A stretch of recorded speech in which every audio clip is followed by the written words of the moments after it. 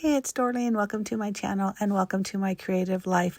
I am continuing some scrapbook layouts for a party that we held for my granddaughter and daughter. Their birthdays are one day apart, so they have a lot of combo birthday parties. This one, the theme was 13 going on 30 because my granddaughter was turning 13 and my daughter was turning 30, so we couldn't help but use that movie for our party theme. I did a different layout earlier this month, so you can check my playlist for that.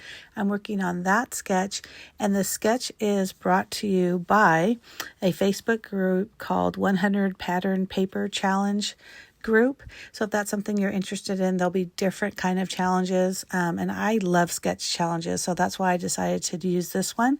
So I am going through some papers. Now, a friend of mine bought this pad with these really fun and funky and colorful papers, and she said, I think she got it for like clearance. It was really cheap. And she asked me if I wanted a couple of them. And the first thing I saw when I saw it was I thought they would be perfect for these photos. So I did grab a couple of different sheets. And I used a completely different pattern paper for the first set of two-page spread, and so I tried to use different ones for this one. So I'm just basically following the sketch as far as photo placement.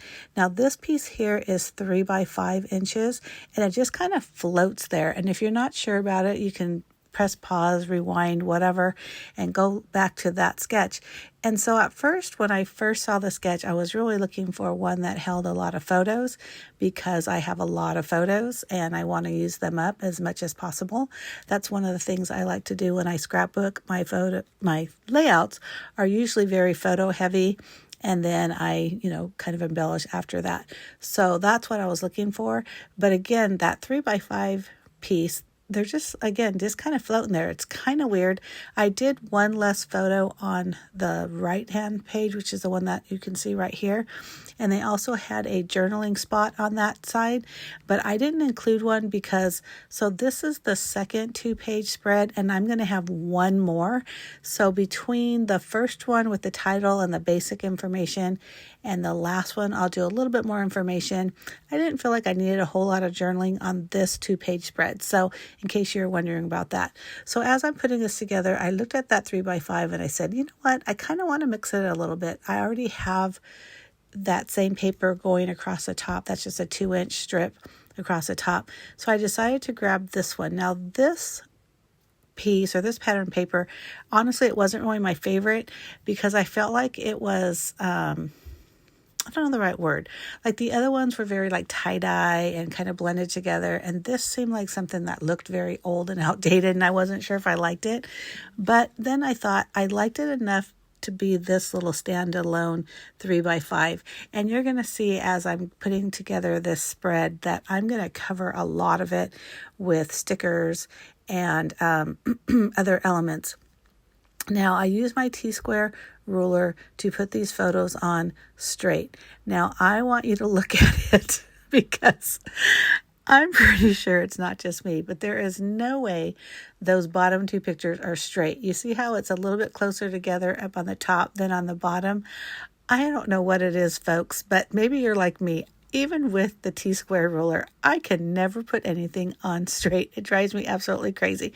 But you know what? It is what it is. It's not enough for me to pick it up and fix it. I am fine with it. So I'm gathering my stickers and things that, the same ones that I used on that other spread. And I'm going to tell you, I love the stickers that I use with this. Now I'm going to put in the information box, first of all, a link to my blog, which will just have some more information and more pictures.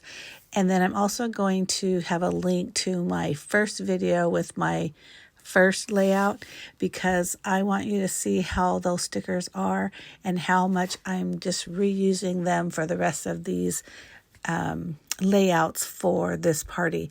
They're so fun and I love them because they're colorful and they kind of have this teenage look because for this party we put on the invitations that people had the option, we were hoping they did, but of course it wasn't required, that they dressed as either their 13-year-old self or their 30 30-year-old self. Now, I'm, in my 60s, so either one of those eras would have been great. I tried to dress like my 13-year-old self, which was basically cut off shorts, tube socks, and some Chuck Taylors. And my husband was 30 in the 90s, so I made him a shirt that said vintage 90s, which is still, when you think about it, like my older kids, they were 13 in the 90s. So it was really fun, and a lot of people did dress. And the funny thing is we were laughing because even though we dress as our 13-year-old selves, a lot of us were saying, we pretty much dress the same way, same with me, with the exception of the tube socks. I mean, I wear cutoff shorts and I wear, Chuck Taylors. And so it was kind of funny, but it was still fun to get into the theme, which it's always a good idea when someone's having a theme party to actually play with the theme. So I put that one aside. That was the left-hand side and the first page of the 2-page spread. On one of the parts, I'm going to use my Cricut and cut out the word fabulous because I wanted it to be a lot bigger than what I had already done. So you'll see me put that on later, but that's why it doesn't look finished. And then on this side, I'm just doing super warp speed to adhere the photos and the papers. And you can really see that polka dot heart paper, I guess they're stars too, on this side because, again, I was one picture short than what the sketch had. So I still think it's really nice. I still ended up with 7 photos for the 2-page spread and lots of fun stickers, just clusters of things. You saw me fussy cutting some papers. So on my first video, I talked about it, but I did print and cut or print then cut from my Cricut, and I love doing that. I do that all the time for my scrapbooking.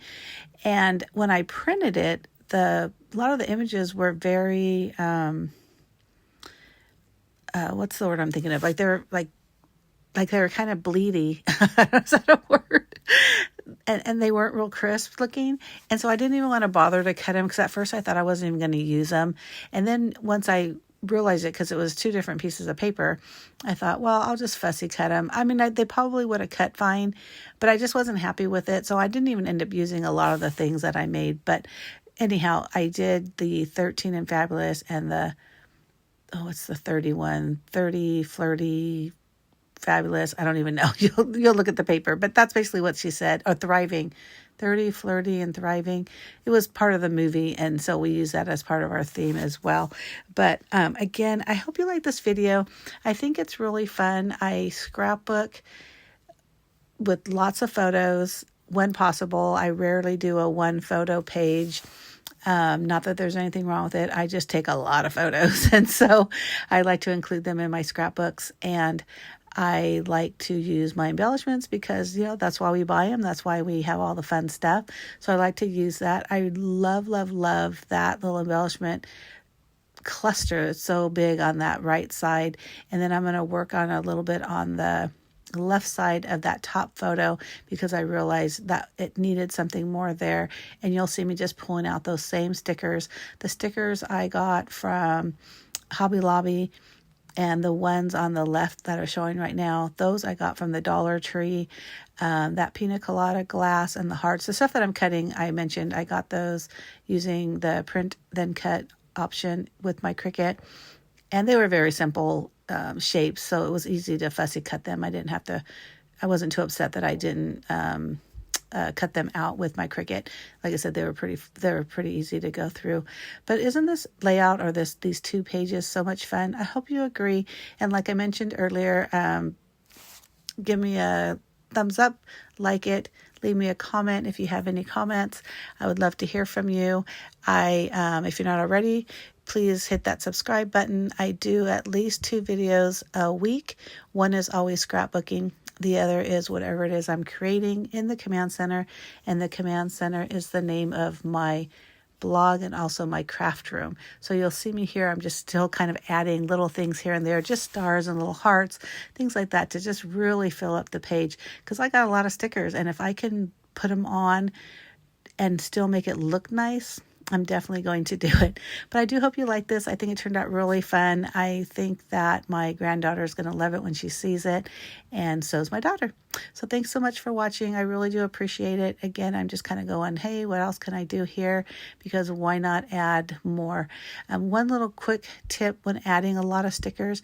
Now you notice how I'm kind of still putting them all within the cluster. One thing, in my opinion, when you just kind of randomly put stickers here or there and they don't really seem attached to anything, it's a term that I like to call sticker throw up, and I just don't like that. So you see how everything's kind of within the cluster, even though some of them are a little bit farther out, they're still within that cluster, and that's what makes it pretty. Thanks for watching. Bye.